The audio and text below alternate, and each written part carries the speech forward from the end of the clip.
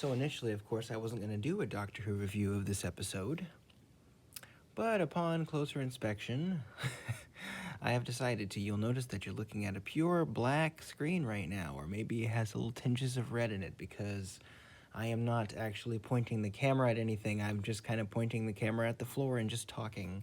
So if you want to hear my 2 cents on this episode, you'll hear it. If not, I guess you won't, and you won't be watching this right now. That is generally how it works. Anyway, I'm being silly. This episode is called blah blah blah of the sea. I don't know. It's something with the Sea Devils, man. I'm gonna go into full spoilers for this episode. I'm gonna keep this as short as I can. Something of the Sea Devils. Okay. Here's my thoughts on this episode. Essentially, my thoughts on this episode have been pretty much the same as they were on Flux. Which it's been a while since I've watched any Doctor Who. I really haven't watched. Well, I've watched since Flux ended. I've showed a friend some earlier episodes of Doctor Who with Christopher Eccleston. And I've watched some Classic Who, of course, because I'm always watching Classic Who. But my thoughts on the Sea Devil episode are mostly the same, which is when Chris Chibnall, and I know there was a different director that I haven't seen before, I don't think, and it was co-written with two people, which I appreciate, but I mean, still it has the hallmark of Christopher Chibnall's episodes, which is when they're trying to do plot-heavy things, when they're trying to do, going through the thing with the monster, the episode is almost awful all the time.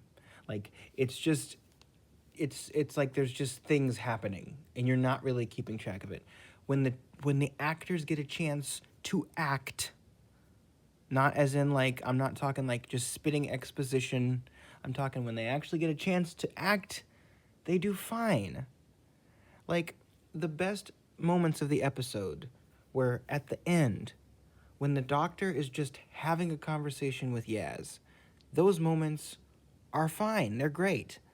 When you got Dan on the phone talking to, I don't remember the other character's name, but talking to her, right? And the actors just get to act. It feels like these characters care about each other. And they're just talking, or especially at the end when the Doctor's we're just a crew, exploring, seeing where we go. That gives the Doctor some personality. And I don't think that's Jodie Whittaker's strongest moments, but it's that kind of just generally jovial, excitedness that she has about certain things is fine. But when she's trying to be super bouncy and happy, I don't think that she does that very well. And I especially don't think it does very well. The episode functions very well when she's just going through and trying to tell you about here's the thing about the TARDIS. And here's, oh my God, the Sea Devils are coming through and there's a portal thing in here. And I will say the thing with the Doctor and Yaz, I did like how that was handled. The Doctor and Yaz do not have a good history. It's completely almost empty. But the Doctor's explanation of hey, I don't get attached to people because when I do that, time always runs out. And I feel in that scenario, we didn't need an explanation. We didn't need the Doctor to go through and break down all of her relationships in the past. We understand it, right?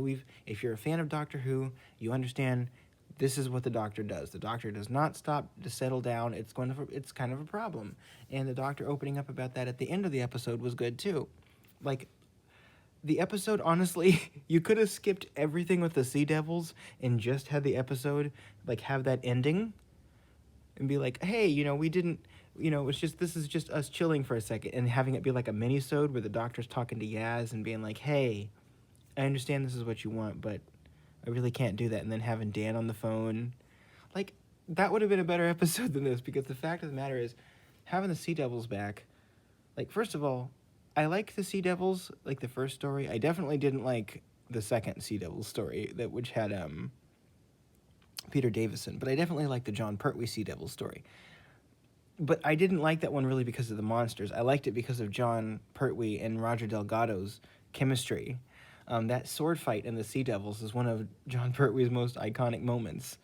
It's my footwork, kicking him, and then it's just when they have the Master, slashing at the curtain with the sword, and he's I wouldn't do that. That's government property.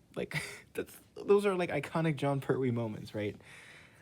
that's the thing that this era is missing. Like, you need those personality things, and you can't just force personality. You can't just be like, hey, here's a contrived funny line, say it in any way you want, and it's fine as long as we put it between like 12,000 lines of exposition. You know, that's just not how that works. You need to.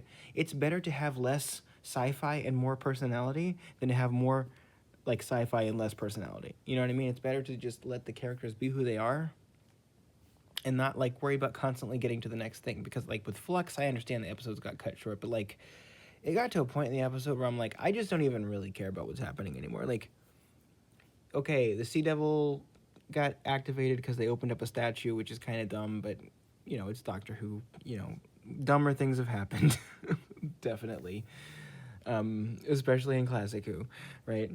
So you know they do that thing, and then they like the Sea Devils get released, and it was like look like turned out the Sea Devils were working with Shang-Chi, and like then it turned out the Sea Devils were not working with Shang-Chi, and it's like there was this thing about the ship and then the ocean floor, and like some of that stuff was kind of cool to look at. I'm like, oh, this is kind of cool, but like as far as being invested in the story, like I'm sorry, I'm just starting to realize that they really chose a bad showrunner.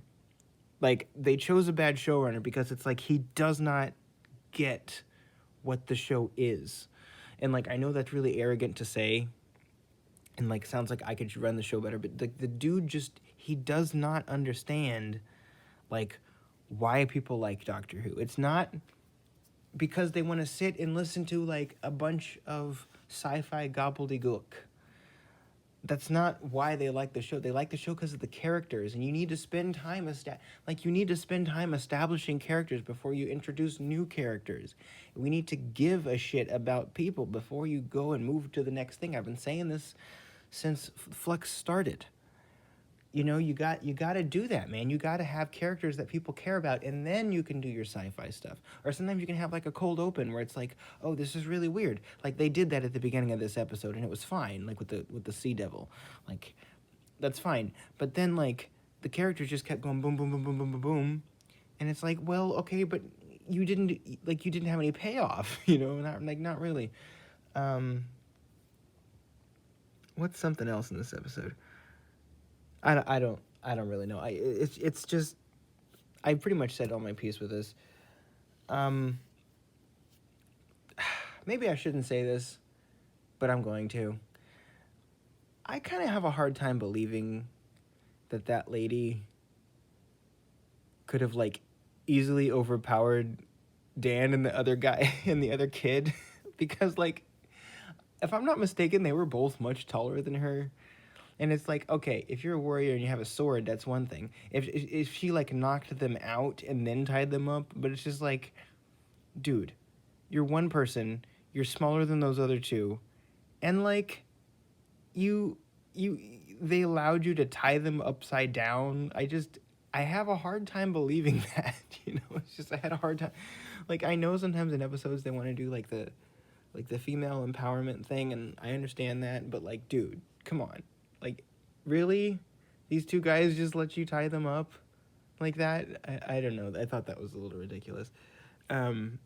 Anyway, that was just a tiny little side thing. Yeah, I mean, do I like this episode? I like it for the ending, and I think I watched the next time trailer. I won't go into it if you haven't seen it, but the next time trailer looks insane.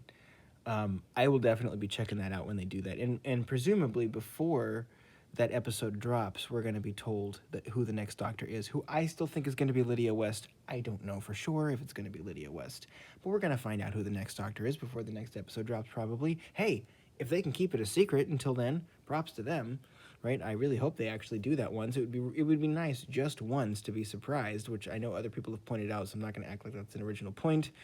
In fact, yeah, one of the people, I think one of the people I might send the link to this video actually said that. So sorry, I didn't mean to plagiarize what you said.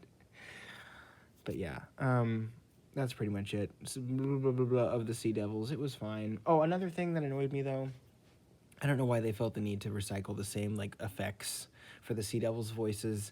Like, yeah, okay, I understand you want to make it exactly the same, but it's like those like phaser effects on the Sea Devil voice are just kind of annoying nowadays. Like I think they probably should have done something better with it. And I never really liked the look of the Sea Devils. I've always thought they look kind of like derpy. I just thought they looked kind of weird and goofy. I think they should have done something else with it, like they did with the Silurians, to try to make it a little better. Because it looked kind of like big goofy cartoon heads, and the mouths didn't really even move, and it's just, they should have made those creatures a little better. It looked kind of laughable, which again, like, I know you're appealing to classic Who, but like, it's a mixture of old and new, right? You can call back to the classic look and still like have it be something different, like they did with the Silurians. I think the Silurians are a perfect example of that. So yeah. Anyway, something of the Sea Devils. Let me know what you thought of it. Yeah, this video is very unprofessional, but that's okay. I will talk to y'all next time. I'm looking forward to the finale. Bye-bye.